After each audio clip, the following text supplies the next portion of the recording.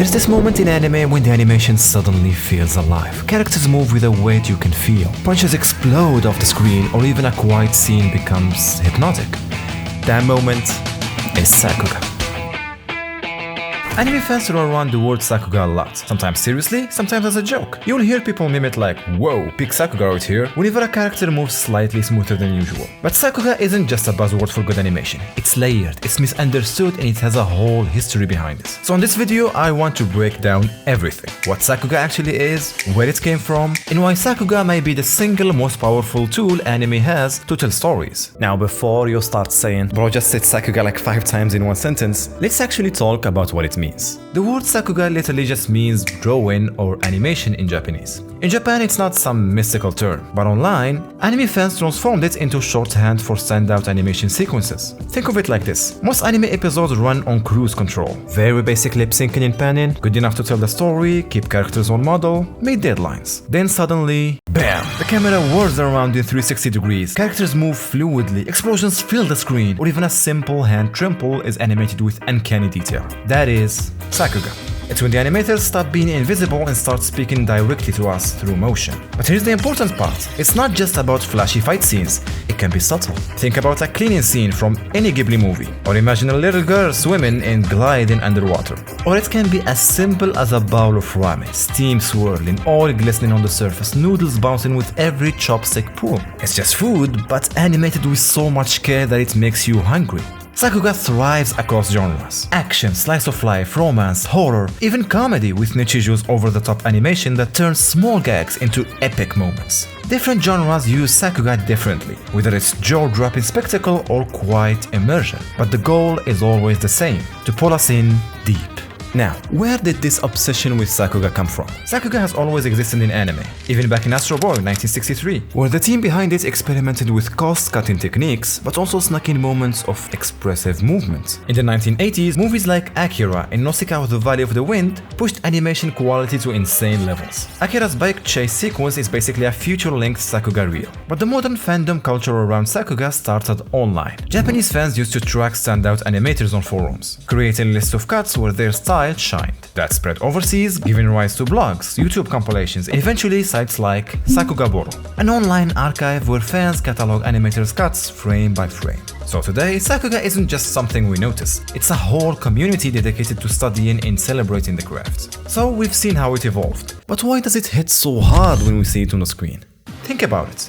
Movement itself can carry emotion. A quiet scene suddenly becomes tense when the animation sharpens, when the eyes widen just slightly, and in the same way, a chaotic battle becomes intimate when the camera locks onto every kick and dodge, letting you feel each impact like your ribs are taking it to. But it's not only about characters, it's also about atmosphere. When the sky splits open with a streak of lights and the frames flow like liquid, you don't need a narrator to tell you it's breathtaking. Your brain just knows. The world becomes alive, rain feels cold, sunset feels warm, and even silence suddenly becomes loud. And that's the magic of it. It builds emotion through motion. A psychic with emotions boiling over moves in rough, sketchy bursts, like the animators themselves are struggling to contain the power on the screen. Then there is that hero who defeats any villain with one punch. Animation builds the hype, the energy, the spectacle, only for the final moment to land with effortless comedic timing. Sakuga is more than frames, it's emotion, it's atmosphere, it's character, and it's built frame by frame by the people behind the scenes.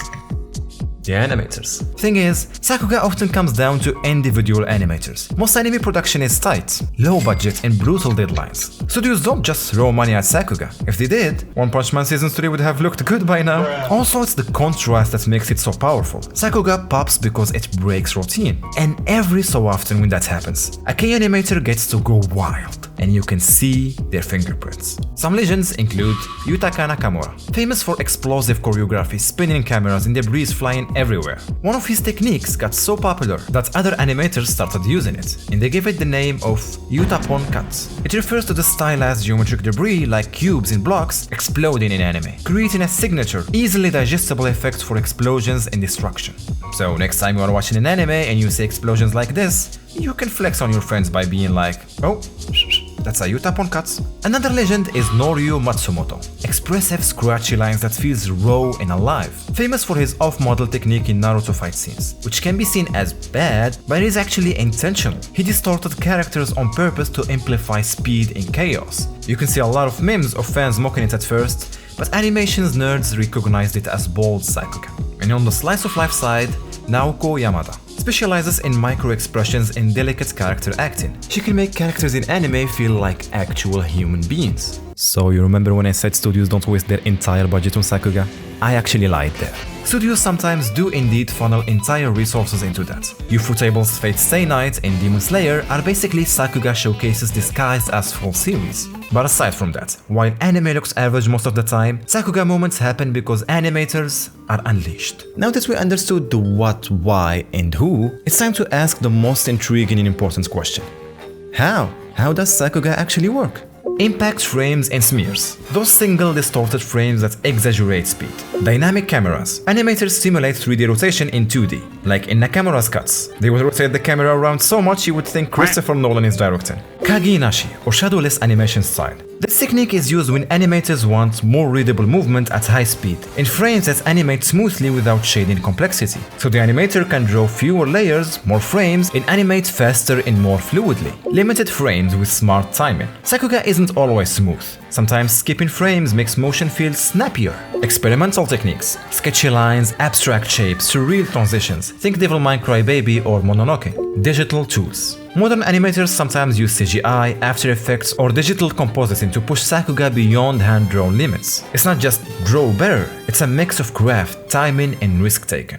At the end of the day, Sakuga isn't just good animation. It's the one thing standing between anime and being PowerPoint with subtitles. It's a proof that anime isn't just storytelling. It's a collaboration, expression, and pure artistry. It's those moments when animators break free from constraints and put their soul into a cut, and we feel it instantly.